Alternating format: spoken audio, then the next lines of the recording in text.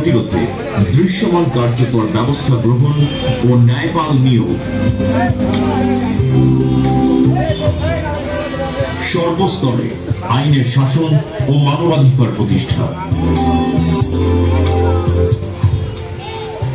আত্মনির্ভরশীল জাতীয় অর্থনীতি গড়ে তোলার লক্ষ্যে অর্থনৈতিক সংস্কার কমিশন গঠন, বিষয়িক জ্ঞান, দক্ষতা ও অভিজ্ঞতা সম্পন্ন বিশিষ্ট ব্যক্তিদের সমন্বয়ে আইনসভায় উচ্চকক্ষের প্রবর্তন,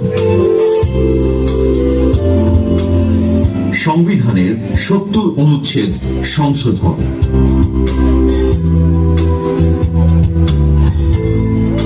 নির্বাচন কমিশন ও নির্বাচন ব্যবস্থার সংস্কার এবং সংশ্লিষ্ট আইন ও বিধি সংশোধন,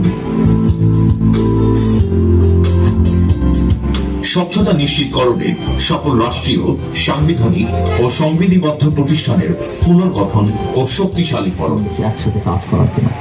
এমনকি আমরা যে 31 আলহামদুলিল্লাহ আমি শারীরিকভাবে ভালো আছি।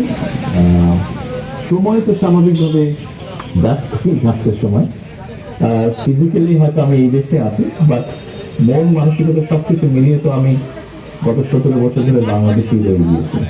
আমরা এমন একটা সময় আপনার সাথে কথা বলছি যখন বাংলাদেশ, তৃতীয় বিষয়টি হচ্ছে, দেখুন একটা অগ্রযাত্রা শুরু হলো, কিন্তু আমরা চাইছিলাম না যে কোনো বিতর্কের মধ্যে এটি পড়ুক।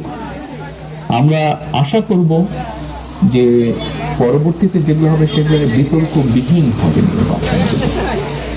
এই নির্বাচনের ফলাফল, মানে নির্বাচনের ফলাফল, এটা কি জাতীয় রাজনীতিতে কোনো প্রভাব ফেলতে পারে? আগামী নির্বাচনকে সামনে রেখে আপনার কি মনে করেন? আমি যেটা দেখলাম বিভিন্ন মিডিয়াতে কিছু ব্যক্তি, যেমন মান্না ভাই, ওনার জুলাইয়ের সময়ের কথা বলছি, সেই সময় হত্যাকাণ্ডের কথা বলছেন, সেই জুলাই গণঅভ্যুত্থানে ক্ষমতাচ্যুত আওয়ামী লীগ, তাদের ব্যাপারে আপনাদের বা বিএনপির অবস্থানটা কি আছে? আমি 17 বছর যাবৎ প্রবাস জীবনে আছি।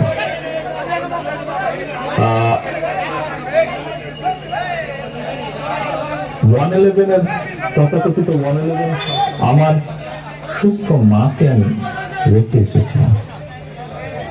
একটি ঘর রেখে এসেছিলাম, যেই ঘরে আমি এবং আমার ছোট ভাই বড় হয়েছি, যেই ঘরে আমার বাবার স্মৃতি ছিল।